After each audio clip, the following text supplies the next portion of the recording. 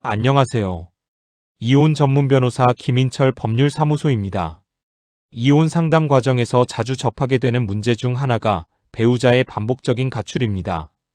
처음에는 단순 부부싸움 이후 며칠 집을 비우는 정도였지만 시간이 지나면서 가출 기간이 길어지고 연락까지 끊기는 경우가 적지 않습니다.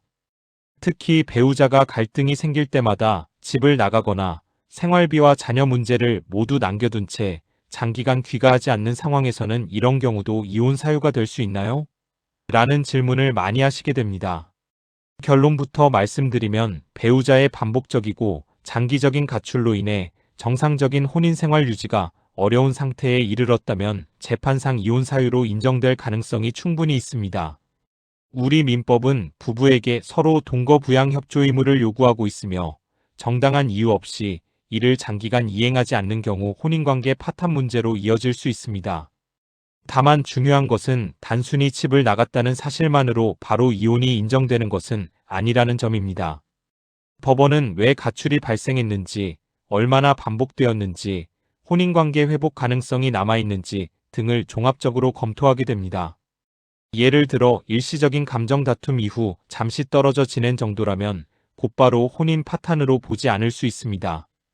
그러나 실무에서는 배우자가 수개월 이상 연락을 끊고 귀가하지 않거나 생활비 지급을 중단하고 가족을 사실상 방치하는 사례들이 문제되는 경우가 많습니다. 특히 자녀 양육 부담을 일방 배우자에게 모두 떠넘긴 채 책임을 회피하는 상황이라면 혼인관계 유지 의무 위반으로 판단될 가능성이 높아질 수 있습니다. 또한 반복적인 가출 뒤에는 외도, 경제 문제, 도박 주식 문제, 폭언폭력 같은 다른 갈등 요소가 함께 존재하는 경우도 적지 않습니다.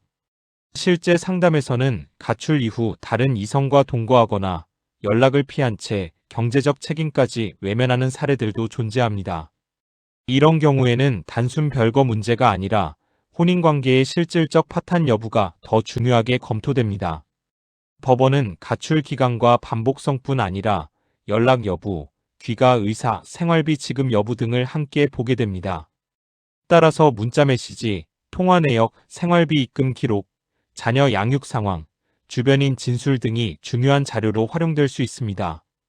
특히 장기간 연락 두절 상태가 이어진 경우에는 혼인관계 회복 가능성이 낮다고 판단되는 사례들도 있습니다. 반대로 상대방이 가정폭력이나 심각한 학대를 피해 나온 경우라면 판단은 달라질 수 있습니다. 즉 단순히 가출이라는 결과만 보는 것이 아니라 그 원인과 경위까지 함께 검토하게 되는 것입니다. 결국 중요한 것은 배우자의 반복적인 가출로 인해 정상적인 부부 공동 생활이 더 이상 유지될 수 없는 상태에 이르렀는지 여부입니다. 오랜 기간 반복된 가출과 방치로 인해 정신적 경제적 고통이 계속되고 있다면 현재 상황을 객관적으로 정리하고 법적 대응 방향을 검토해 보는 것이 중요합니다. 이혼 전문 변호사 김인철 법률사무소로 언제든지 문의 주시면 부담 없이 상담드리겠습니다.